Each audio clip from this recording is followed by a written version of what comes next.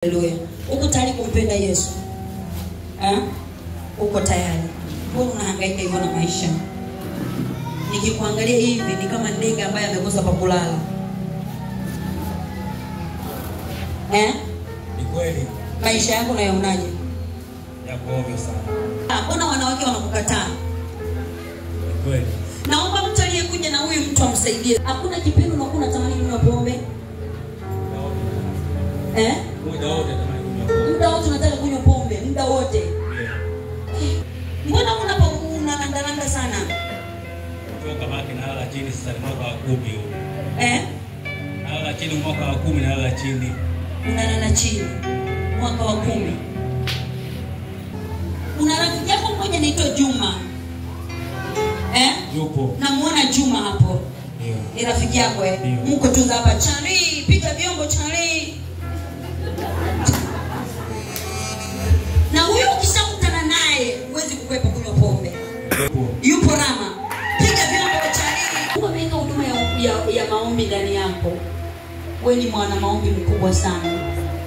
Ila mapepo kuna wakati yanakuzima mpaka unashindwa kuomba kabisa. Ndio. Pole. Unataka watu waliokufa. Vitu vyako vyote vimekufa, mahusiano yamekufa. Biashara zimekufa. Mahusiano yako na mama. Sio mabaya. Yanakufa mara kwa mara. Ndio. Haleluya. Mungu anaenda kukupigania, umesikia? Amen. Kuna vitu vinatembea kwenye mwili wako vimetengeneza roho. Umetupiwa roho ya mikosi. Kuna mtu ameweka nyota yako makaburini. Hapo ndipo roho za madeni zinakuandama sana. Mbona unalia kwa habari ya madeni mama?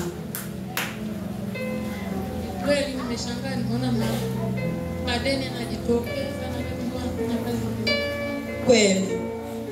Kuna wakati mpaka ukifika usiku usingizi unakata kabisa. Fika saa 7 Wewe sio mtu wa kulala. Na uona mwaka 1982 kwenda 83. Nani amezaliwa mwaka huu kwenu mama?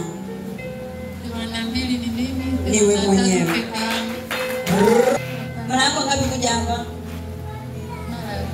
Kama Roho Mtakatifu anaweza kunionyesha mwaka wako wa kuzaliwa hata nachokwambia ni harisi. Unanielewa?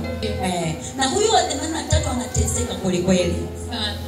Mpaka kuna kipindi Roho Mtakatifu ananionyesha alitaka kuruka kama na akili. Kweli. Mama, hebu niambie nini kilimtokea huyu ndugu yako nayemuona hapo?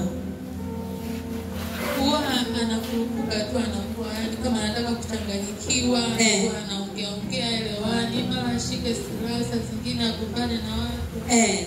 Mmeelewa sasa nilichokiona